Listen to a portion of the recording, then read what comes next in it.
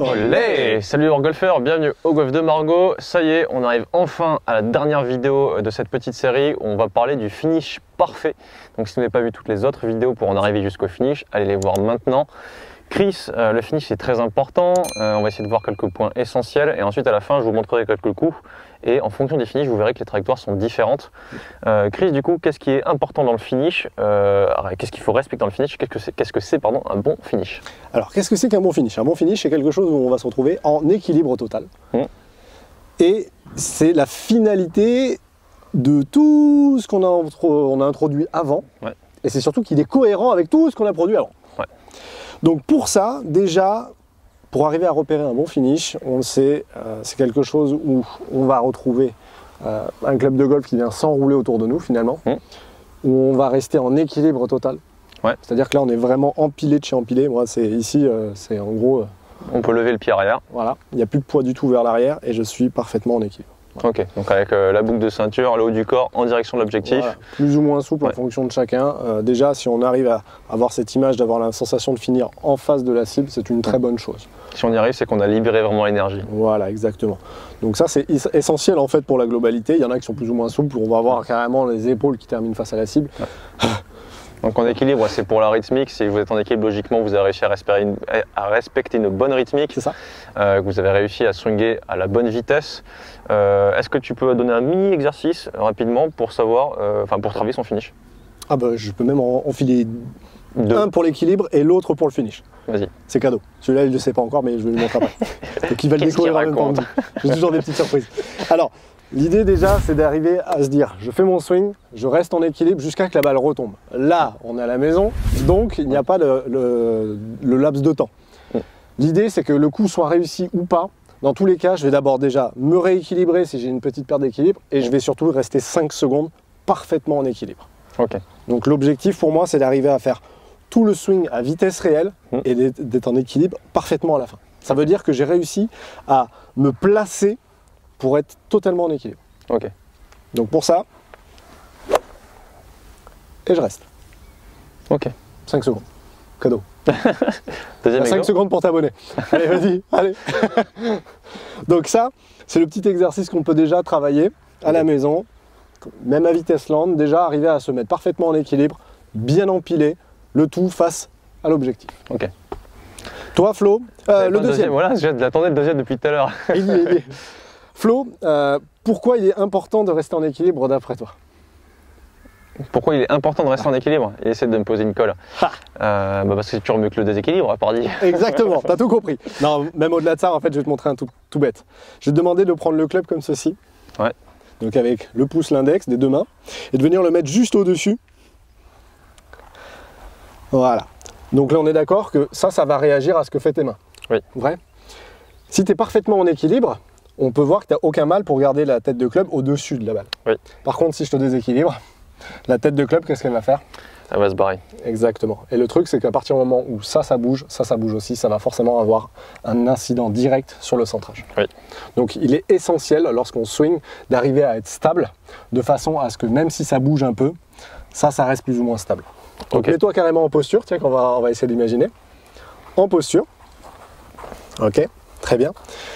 Je vais te demander de mettre la tête de club en l'air. Ici. Et moi. Vous voyez là, c'est très solide sur les appuis parce que finalement, ça va bouger mais que très peu. Une personne qui est complètement en déséquilibre, ça se casse la figure. Ça part dans tous les sens et c'est impossible d'arriver à centrer la balle. D'accord? Donc c'est pour ça qu'il est aussi essentiel d'avoir un bon finish, bien en équilibre. Ça marche? Mais du coup, c'est pas un exercice pour le finish? C'est un exercice aussi pour l'équilibre. Ah, pour l'équilibre, j'avais pas capté. C'est pas grave. D'accord, un exercice pour l'équilibre, d'accord. Ça marche? Du coup, toi, tu vas nous parler aussi des finishes, parce qu'il n'y en a pas qu'un. Il y en a plein. Il y en a plein en fonction des trajectoires qu'on veut faire. Exact. Alors ce qu'il faut comprendre, c'est qu'il y a deux manières de voir la technique. Soit on pense à tout ce qui se passe jusqu'à l'impact et le finish est une conséquence, soit on pense au finish pour que tout ce qui se passe avant se passe bien. Parfois penser à son finish, finalement si on a un bon finish, tout ce qui s'est passé et tout ce qui s'est déroulé avant s'est bien passé. Donc c'est une manière différente de voir le swing, on le prend à l'envers et ça fonctionne vraiment pas mal. La plupart des gens sont très surpris. Aujourd'hui, donc là, je vais vous parler des différents finishes. Au-delà d'être en équilibre et face à la cible, on va voir qu'une position au finish différente emmène une trajectoire différente. Donc Première chose, une balle basse. Pour faire une balle basse, on va penser avoir un finish, comme son nom l'indique, bas. Donc essayer d'avoir des mains qui restent basses, qui ne viennent pas chercher trop haut. Okay. Donc je vais le faire. Donc en essayant d'avoir un finish bas, forcément, on a une balle basse. Ah. Ok, donc à l'inverse, un finish haut va emmener une balle haute. Logique. Voilà. Donc, ou topé. Donc petit point de repère, voilà. Finish bas, les mains au niveau des épaules. Finish haut, les mains au-dessus de la tête. Donc finish haut, balle haute.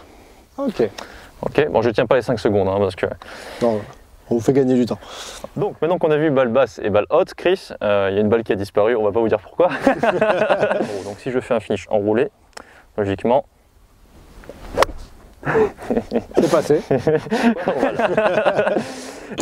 Pour faire une balle en draw, on va essayer de penser à un finish enroulé. Okay. Une balle enroulée, donc une balle en draw, comme par hasard, finish enroulé, c'est-à-dire un club qui va venir passer au-delà des mains ici. D'accord, donc on peut voir presque le manche finalement vient se mettre presque à l'horizontale derrière. Exactement. Okay. Donc finish enroulé. Joli draw. Balle en draw. Maintenant, un finish pour faire un fade, ça va être un finish tenu. Une balle en fade, généralement, c'est une balle où on va essayer de tenir en zone d'impact un petit peu les mains, ce qui va avoir pour conséquence de garder un club qui va rester plutôt devant, plutôt que de s'enrouler de ce côté-là, ouais, donc à l'inverse du draw. Donc fade. Ok. Bébé fade. Alors, maintenant, si on va chercher encore plus loin, si on mixe un petit peu des deux, si je veux par exemple, vas-y, dis-moi n'importe quelle trajectoire avec à la fois hauteur. Balle basse en draw. Ok, balle basse en draw, donc forcément, il va y avoir un finish bas et enroulé. Ok. Donc je pense juste arriver sur ce finish là. Balle basse en draw. Magnifique. Maintenant, une dernière, juste pour la haute en fade. Haute en fade. C'est un hélicoptère haut, généralement. Finish haut avec forcément un club qui reste devant ici. Allez, et fais ta spéciale, le gros cut, tu vois, bien coupé. Voilà, un hélicoptère, un holocoptère. Donc on voit qu'en fonction des différents finishes, on a des trajectoires différentes. J'ai même pas forcément pensé, je n'ai même pas pensé d'ailleurs à faire différentes choses ici. Juste en prenant des positions au finish différentes, j'ai eu des trajectoires différentes. Donc c'est la preuve que parfois, en pensant à ce qui va se passer à la toute fin, tout ce qui se passe avant se déroule bien. C'est beau. Ouais, ça rime et tout. Dites-nous si ça vous a plu.